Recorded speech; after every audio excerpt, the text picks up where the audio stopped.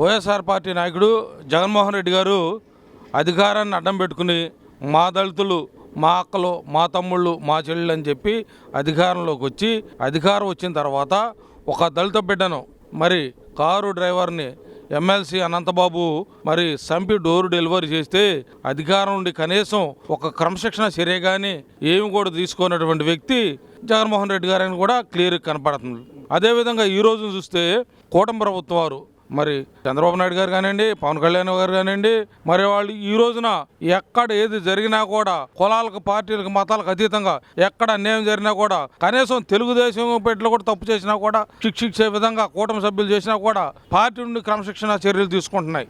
అదేవిధంగా మరి అట్టాగే మరి జగన్మోహన్ రెడ్డి గారు క్రమశిక్షణ చర్య తీసుకుంటే వీళ్ళ దళిత సోదరులందరూ కూడా చాలా సంతోషపడేవాళ్ళు. ఈ రోజున కోర్టులన్నీ కూడా చక్కగా మరి పేదవాళ్ళకి అండగా ఉండని చక్కగా ఏదైతే మరి అన్యాయం చేసి అక్రమం చేసి మరి అనంతబాబు దౌర్జన్యాలు చేశారో సాక్షులను బెదిరించి కానివ్వండి అనేక విధాలుగా రకరకాలు చేస్తే ఈ రోజున రాజమండ్రి కోర్టు బెయిల్ రద్దు చేసి ఈ రోజున సాక్ష్యాధారాలతో చక్కగా చూపించడం జరిగింది.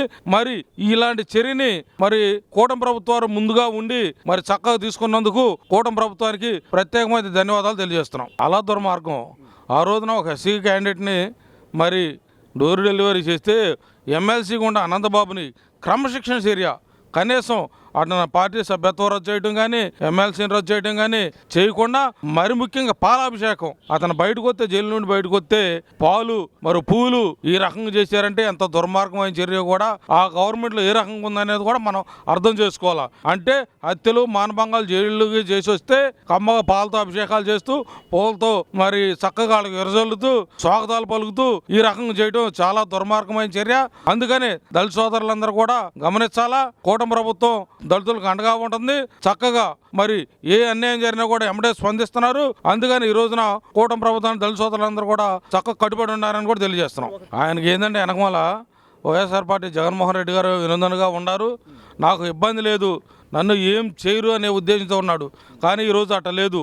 ఈరోజు కూటమి ప్రభుత్వం చక్కగా కోర్టులు కానీ అన్నీ కూడా సాక్ష్యాధారాలతో చక్కగా ఉండి ఈ రోజున ఆయనగా చక్కగా శిక్ష పడే రోజు దగ్గరలో ఉందని కూడా ఈ సందర్భం తెలియజేస్తున్నాం. అతనికి మాత్రం ఎమ్మెల్సీ అనంతబాబుకు మాత్రం మరణశిక్ష లాంటిదే పడాలి. ఏ మనిషి అయినా కూడా ఒక మనిషిని చంపటం అనేది చాలా దుర్మార్గమైన చర్య. ఏ వ్యక్తి అయినా కానివ్వండి, ఒక మనిషిని చంపటం అనేది చాలా దుర్మార్గమైన చర్య. ఇలాంటి సందర్భాలు ఫ్యూచర్లో జరగకుండా ఉండాలని ఇలాంటి వ్యక్తులకి మరణశిక్ష పడే విధంగా కోర్టులు కానీ అన్నీ కూడా పనిచేయాలని తెలియజేస్తూ అది జరుగుతుందని కూడా మేము దళితులుగా ఆనందపడుతున్నాం.